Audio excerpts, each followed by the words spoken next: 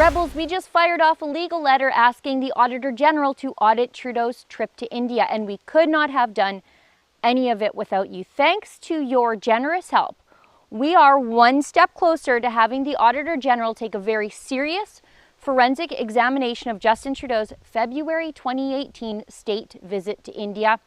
Do you remember that trip? I mean, how could any of us forget? That's the trip where Justin Trudeau embarrassed Canada on an international scale by prancing and namasteing his way through the entire country of India, prompting Bollywood stars to say that he was, quote, more Bollywood than Bollywood. The embarrassment was capped off when the Prime Minister brought with him an anti-India Khalistani terrorist as an official guest of his delegation.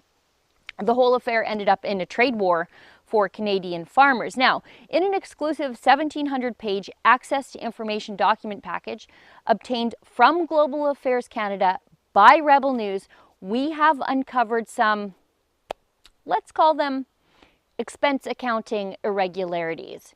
You see, bureaucrats were pressuring the Indian hotel housing them to overcharge the delegation for an executive level suite that the delegation did not plan to use, so that the bureaucrats could artificially drive down the cost of their own club level suites to meet their own expense budgets.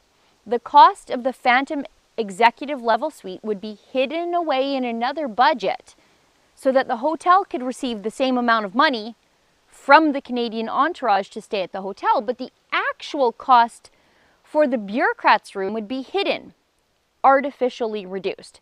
Boiled down, it's an overcharge on one budget to undercharge on another, all to escape auditing scrutiny. It's the kind of stuff that most of us would get fired for. But you see, money's no object when you work in the federal government and somebody else is paying for your fancy trip to India.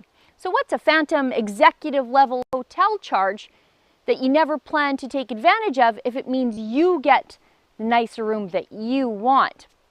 Now, nobody would have been the wiser, except the bureaucrats did all of this in a series of emails. They left me a paper trail right down to the sketchy math that they provided to the hotel so that they could adjust things in the billing department. Now, we think the entire 2018 trip to India must be audited, because this is not the only expense irregularity that we've found so far, and we're not even close to finish getting through all of these documents. That's why we asked you last week to first sign our petition at audittrudeau.com. But we also asked you to help us cover the cost to fire off a legal demand letter to the Auditor General, laying out our case for an audit. Now, here's the letter we sent to the Auditor General on Friday. Look at this. Based on an initial review of these newly obtained documents, it is our client's view that they appear to show federal staff attempts to mischaracterize expenses in an attempt to obscure travel spending and circumvent maximum allowable accommodation expenses. Our client states that the following emails among government staffers show an attempt to obscure and or lower hotel room rates by having a hotel undercharge on certain rooms and charge for otherwise completely complimentary rooms. Please refer to pages 940, 989, and 995 of the document package, and we nicely attach the document package for the Auditor General so that she can go through it herself.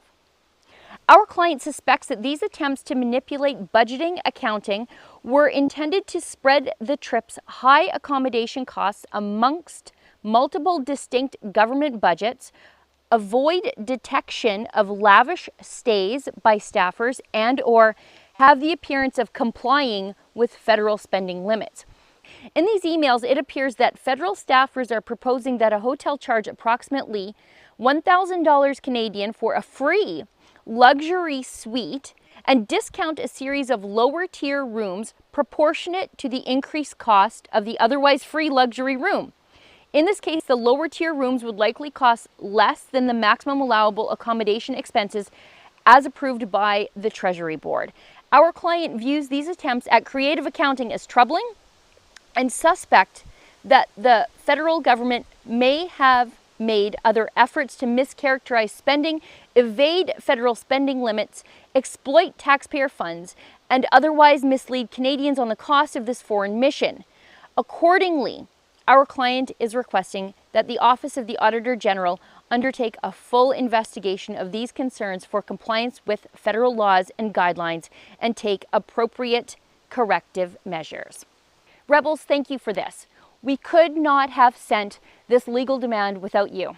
Now, if you'd like to continue to donate to offset the legal costs to make sure that Trudeau is audited, please donate today at audittrudeau.com and sign our petition asking the Auditor General for a complete forensic audit of Justin Trudeau's trip.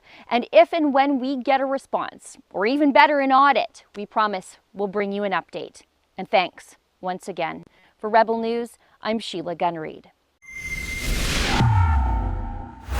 Rebel News has uncovered some accounting irregularities with regard to expenses on Justin Trudeau's 2018 trip to India. We think the whole trip needs to be audited, and we are asking the Auditor General to do just that. You can throw your support behind our efforts by signing our petition at audittrudeau.com, and there you can donate to offset our legal costs to make a formal legal demand to the Auditor General to audit that trip. Again, it's audittrudeau.com.